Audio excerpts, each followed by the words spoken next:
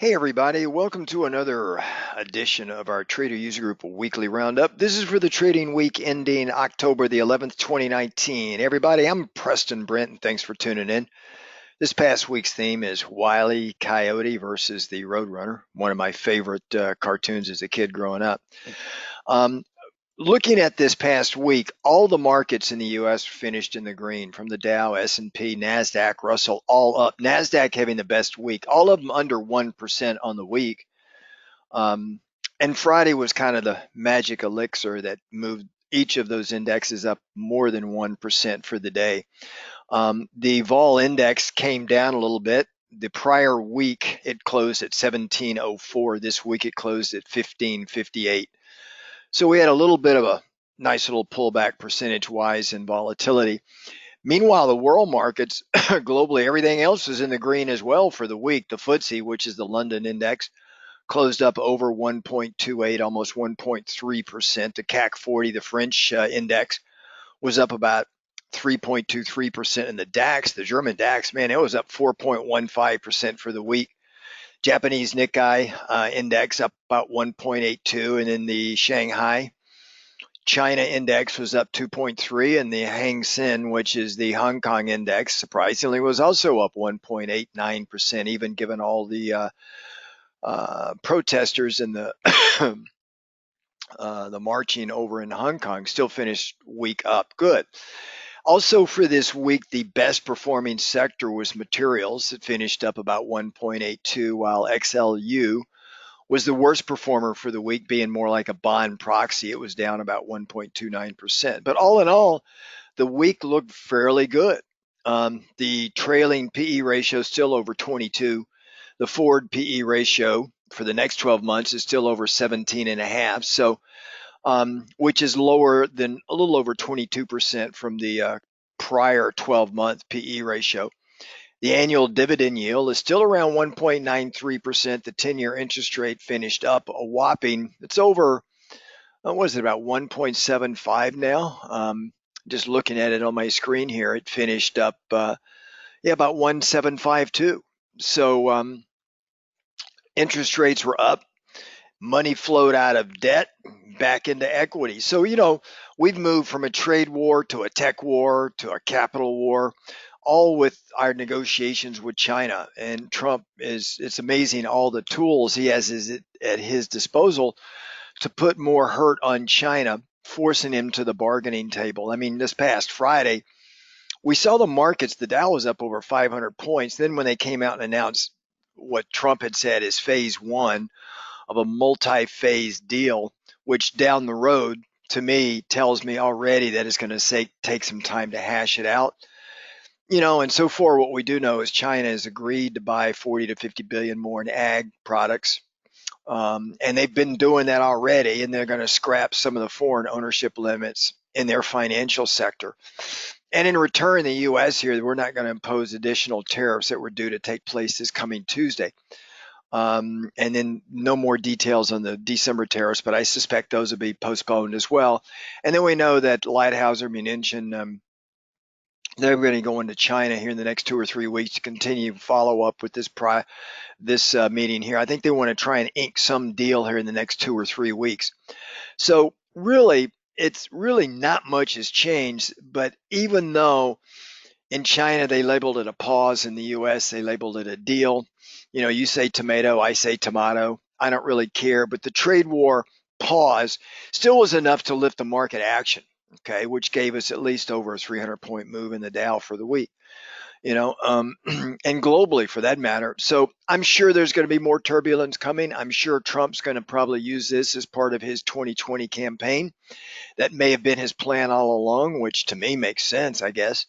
But we've got to be careful with these markets. This past week, I also saw the Feds come in and out, and I had told our members this is what they were going to do. They got to fix the inverted yield curve, the 90-day over the 10-year. We call it the threes over 10.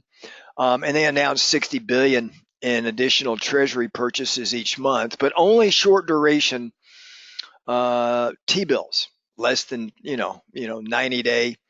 1 year, 2 year, 5 year, that kind of thing. So they just said, don't call it QE, but whatever you don't want to call it, it still is putting money into the U.S., building the balance sheet up a little bit, put some more liquidity out there, but it will drive the proverbial yield curve higher, meaning as Treasury, or meaning as Boom Boom Powell, Jerome Power Ranger Boom Boom Powell, our illustrious chair of the Fed, as they buy more of the short duration Treasury bills, that they go up, which drives interest rates down on the front end of the curve. So that's going to widen the yield curve, and that's also going to move things in a positive direction for banks. Already this past Friday, when the announcement, the threes have moved back. The 10-year is now moved higher than the three, so it's converted the yield curve of the threes over 10 from negative to positive territory. And this is going to be a net positive for the financial sector, especially banks, since they make a lot of their money on the net interest margin, meaning they borrow short and lend long. So I think going into Q4, banking sector should fare well with this new announcement from the Fed. Okay. Also, with these latest announcements, the Fed's cutting rates, we've seen a shift in money flow from debt back into equities. I think globally we're starting to see a shift of we're not going to get much more, hay while the sun shines by lowering the rates any further. And I think the bond market, the global bond markets and treasuries are kind of up and hip to this. So they've kind of reached what I think may be a near-term peak. And short of a bear market kind of move, I think we're going to see bonds coming down and all interest rates moving up along the duration curve. We'll see a widening of the yield curve.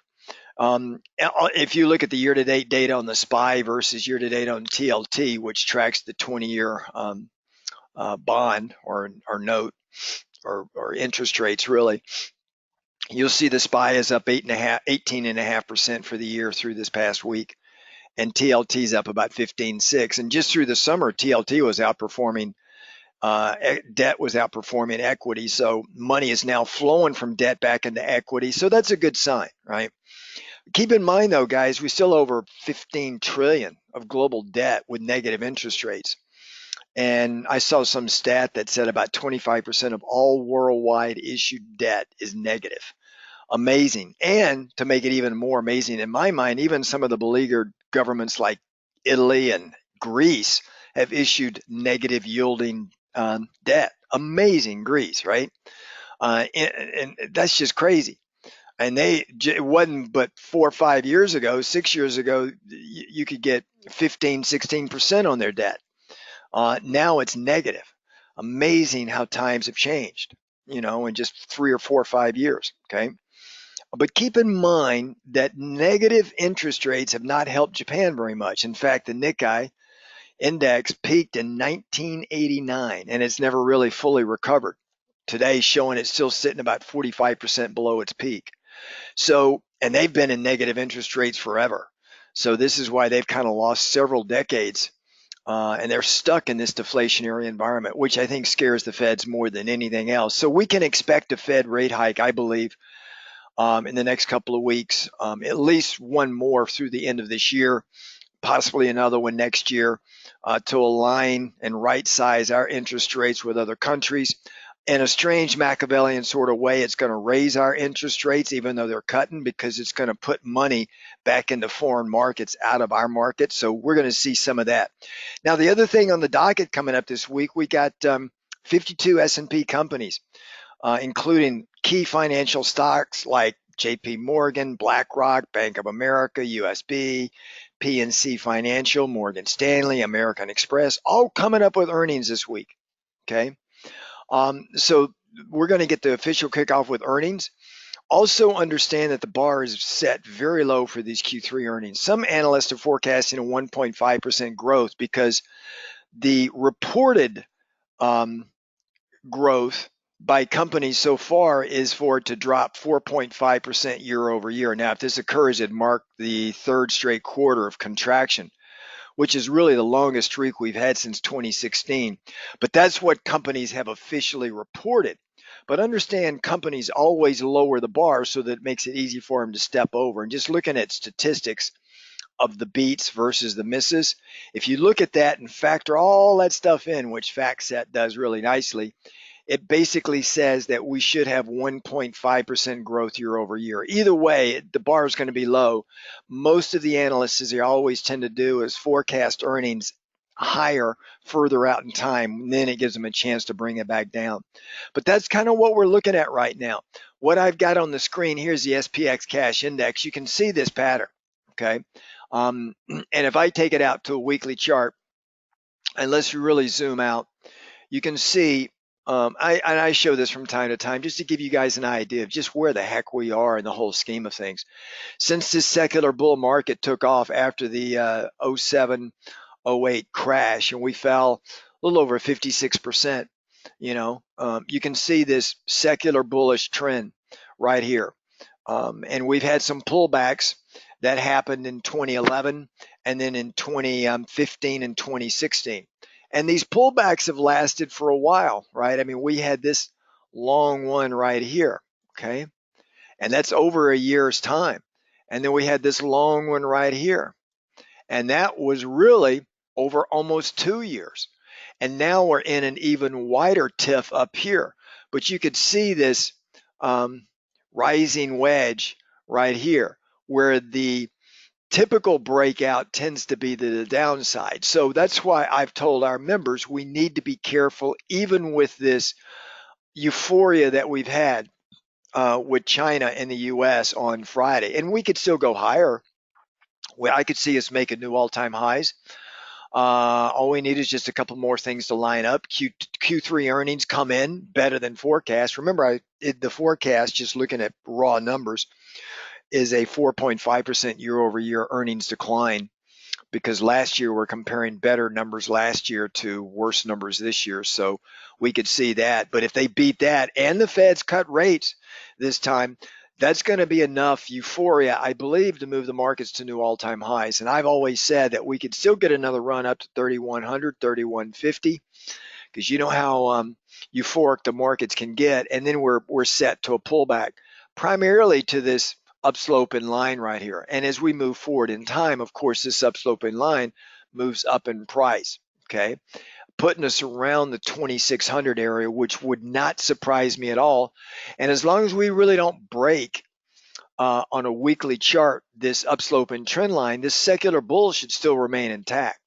And that means we've got leverage all the way down to 2,600. Now remember, if we go down to 2,600, from our current closing price of 29.70, and I take 2,600 out of it, that's 370 points out of the 29.70, and that works out to about 12% pullback.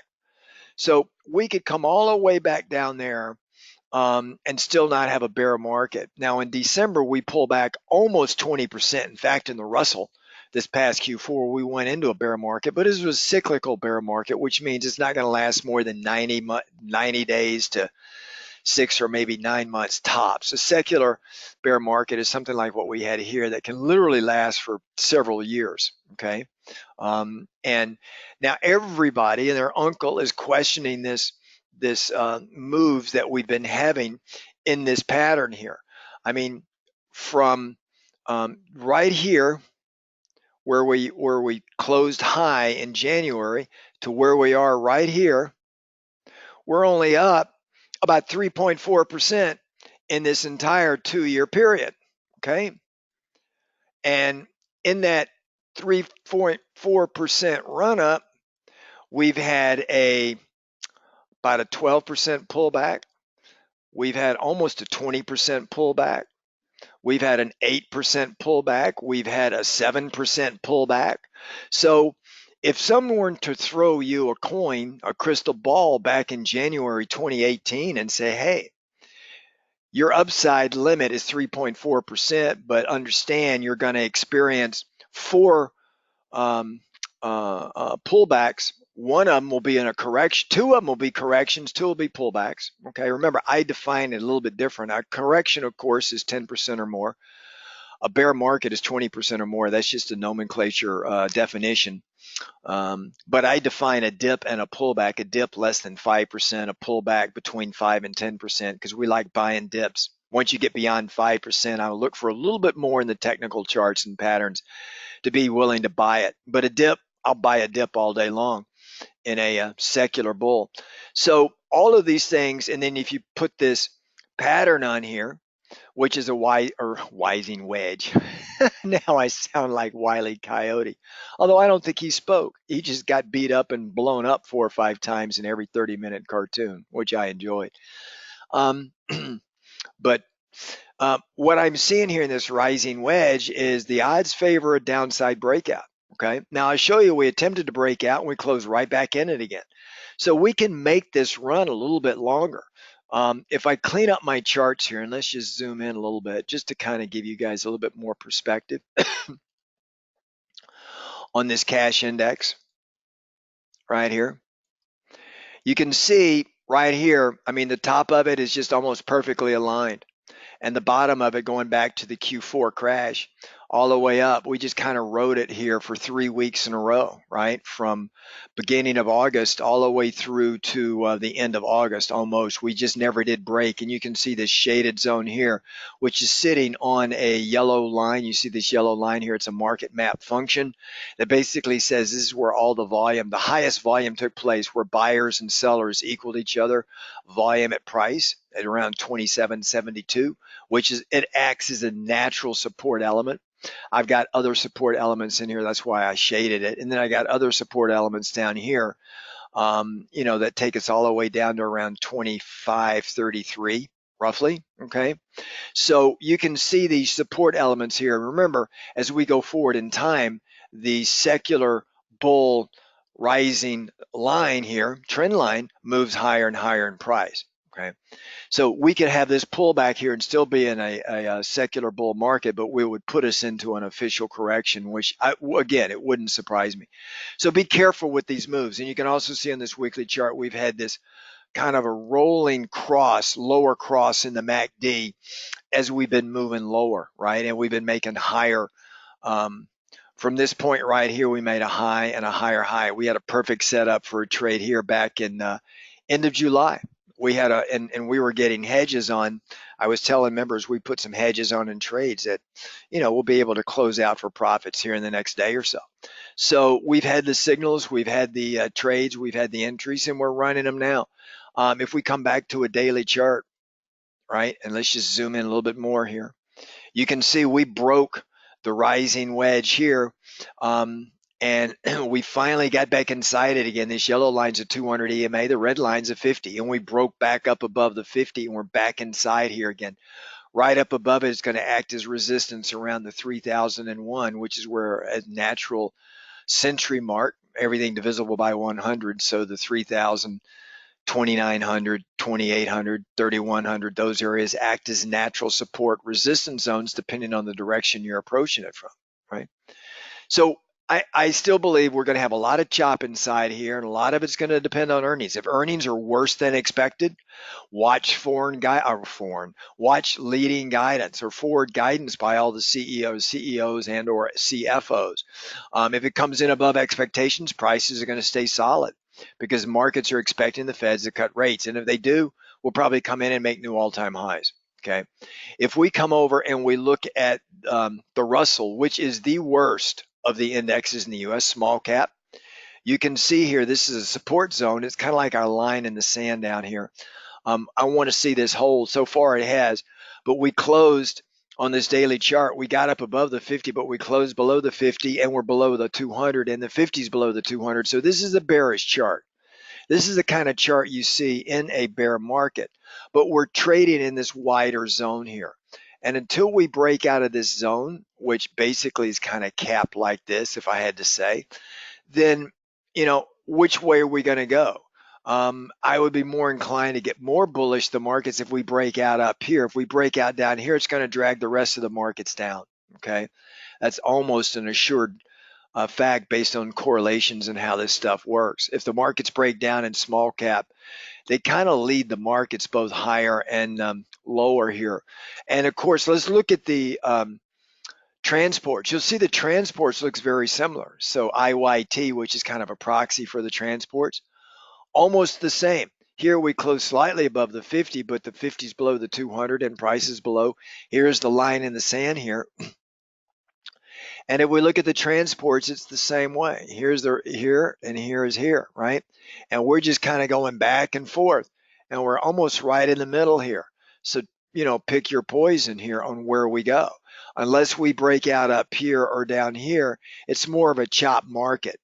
And I think the market sold off in the last 30 minutes of the day. The Dow gave up over 120 points.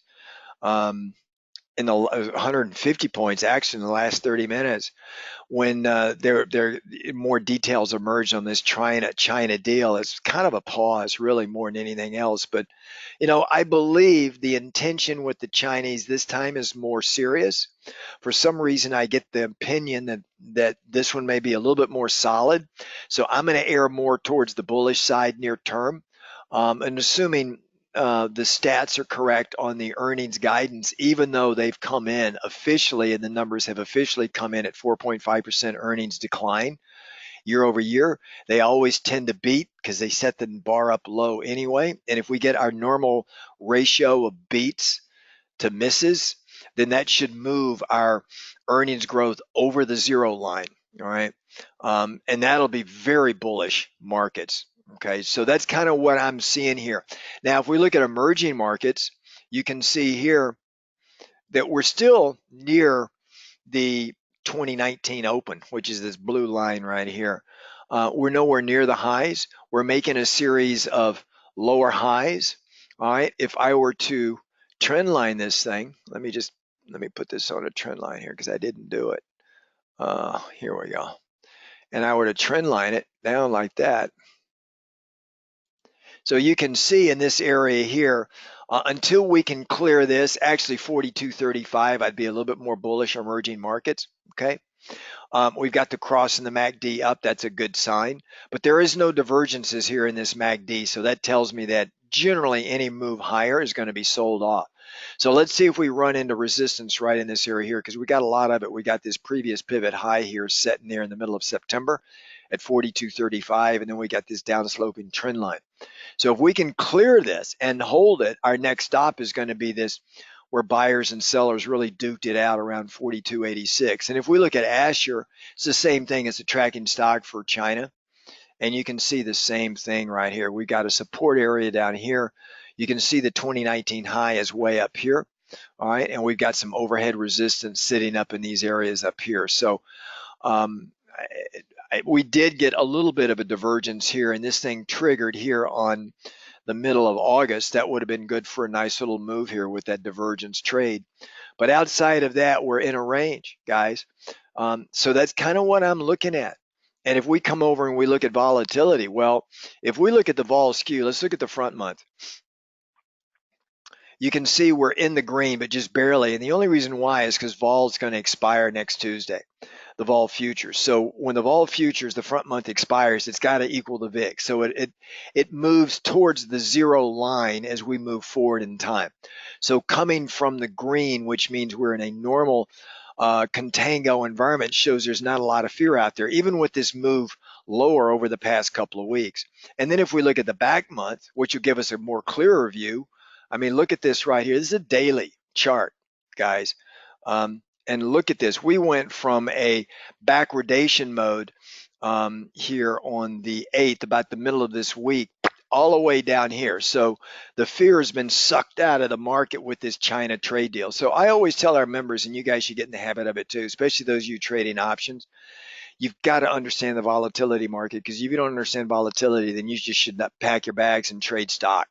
Don't trade options, because volatility is what I call the great white shark in the options trading. We've got some cool things in our Option Master series that you should check out. Courses there that'll help you better understand how volatility works and how to trade it. And I'd say only about 20% of traders really understand how volatility works. Most don't. So, and it'll save you a lot of time and effort and heartache and understanding volatility and how to play it. It'll also make you a better stock investor also. Now, if we come down and look at treasuries, look at the bond market, as I said, debt, money is flowing out of debt back into equities. You can see it looks like a divergence, but we didn't make a higher high. Ideally, if we'd have made a higher high and had that, I would have shorted it up here. But I would not mind taking this short, expecting the bond market to come down to around the 157.02.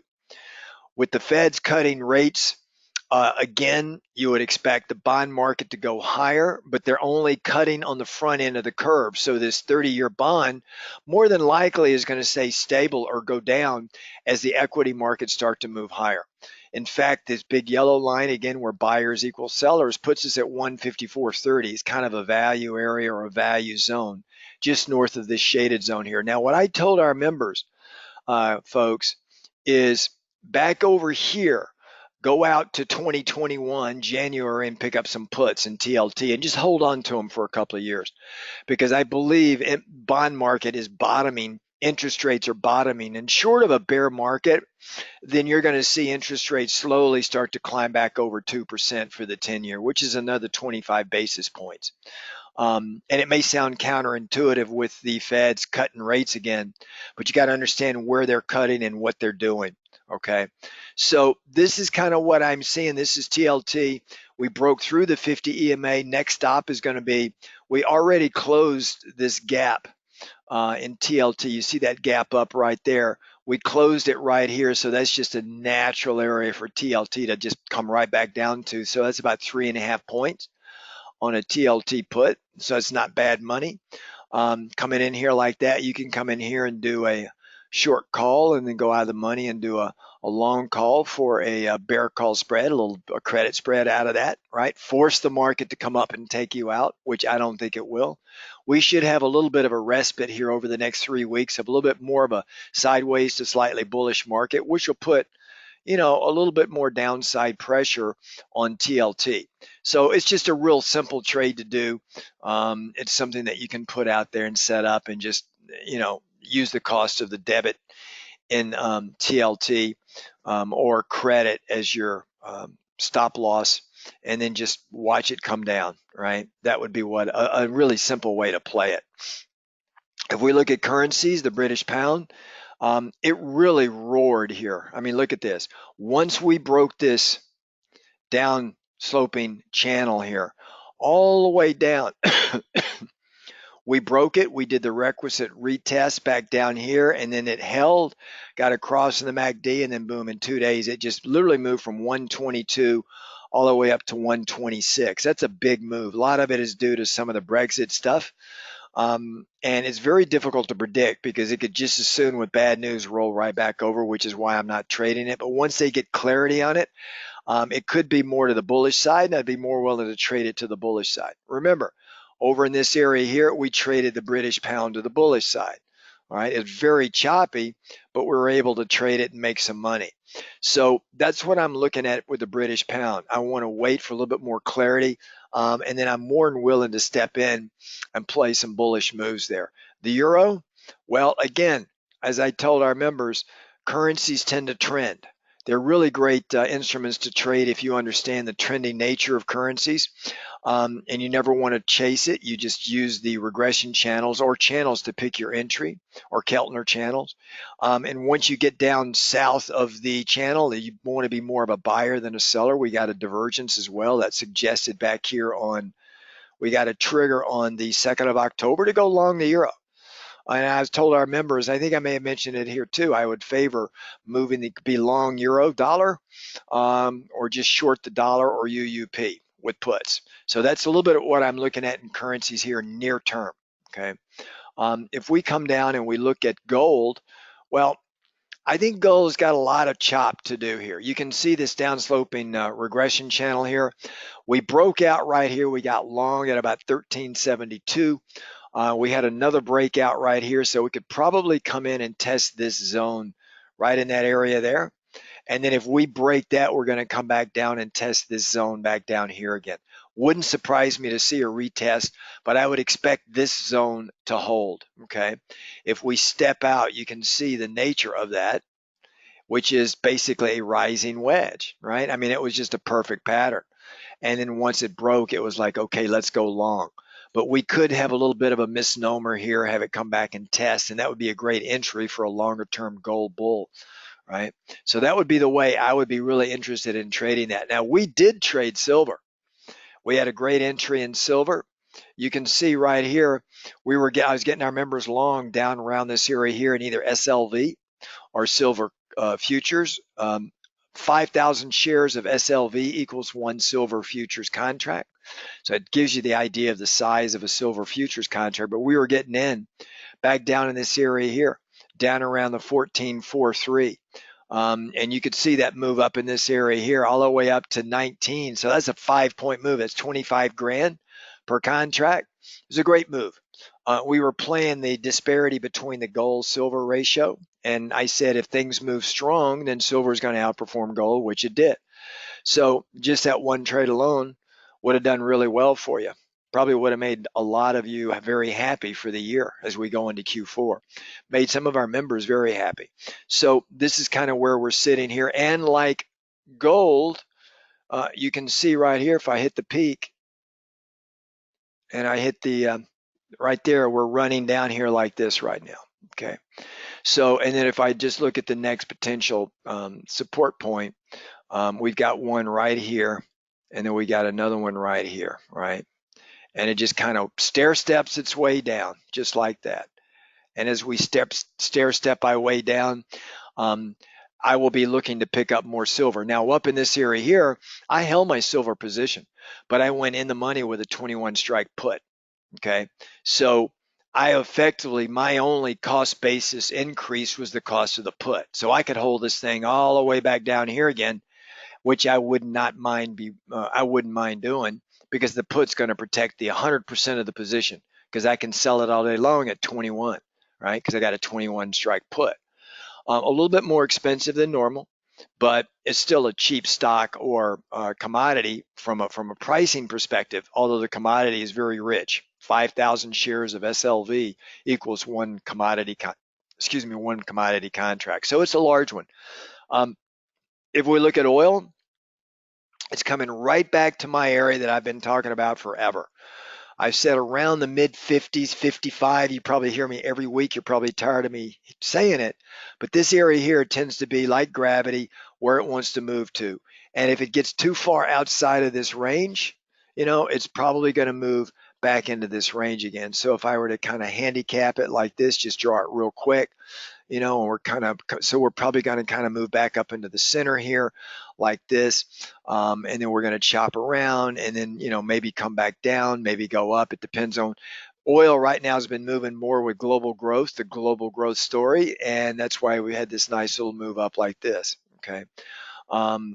There is still an excess amount of supply out there, and there's word that OPEC is going to cut production again, meaning Saudi Arabia is probably going to be doing the cutting more so than anybody else. So let's see how this thing plays itself out. So I think the upside is more than the downside near term. And then, of course, if we look at nat gas, it's been a great play for us. You guys remember, you can see this upsloping trend line right here, and I've given you guys some freebies here in our free weekly update down in this area here. I said do bull call spreads, right? Just do a credit spread, or bull put spread rather. Do it as a credit spread right down here. You can get below 2, and then we had members doing that. We had some members just go long that gas, and then right up in this area here we shifted to bear call spreads, another credit spread, forcing it down. Now I didn't think it would break, but it did. It broke below. We failed to retest. I think it's going to chop around in this, between this level and this level. Remember, we're coming into winter months, but there's so much supply out there of natural gas, which all of it is coming out, being blown off the wellhead by frackers and everybody else. There's so much nat gas, they don't know where to put it. So what do? They just burn it into the air, right? It's a clean burning energy, so it shouldn't do anything to the ozone layer. But that's kind of what we're sitting right now here. So I don't see it rising too much unless we have an ungodly cold spell this winter. But outside of that, I see it kind of chopping in this area right here. Okay, so that's nat gas. And then we had some big moves in corn. I had our members in corn, and I think I may have showed you a couple of them, going long here, just like natural gas. Do a bull put spread or just go long corn futures. And then, of course, with China buying what they're buying, even though they're not directly buying corn, they're buying a lot of ag product, of which corn is part of it, mostly soybeans, because they need soybeans and soybean meal to feed all their pork. But they've lost so many hogs due to their swine flu issue that they don't have as much feed that they need this year. But knowing how China works, they're smart. While prices are still relatively cheap, they'll buy a lot of it and just warehouse it. But this is kind of what I'm looking at in the ag market. So that, folks, is where we're sitting right now. Members, I will see you this Sunday evening. We got some new stocks to take a look at. We've got some other things I'm thinking about here. If you're not a member, folks, I encourage you to come in. We're having a great time. We're getting international folks, North American folks all over. And just some of our trades we're running now, just, they're 80, 90% winners, even in this wild ass market that we're making. And I teach our members, how to make trade adjustments and things like that that keeps the trade in play, allowing us to pull our profits out. Okay, and if you're a portfolio margin person, meaning you got more than 125K in your account, then we have some special portfolio margin classes as well that shows you how to manage it and hedge off that risk if you're using more margin, which is easy to do with a PM account. All right, everybody, have a really great weekend. Members, I'll see you this Sunday evening for our weekly market watch. Take care, folks. Ciao.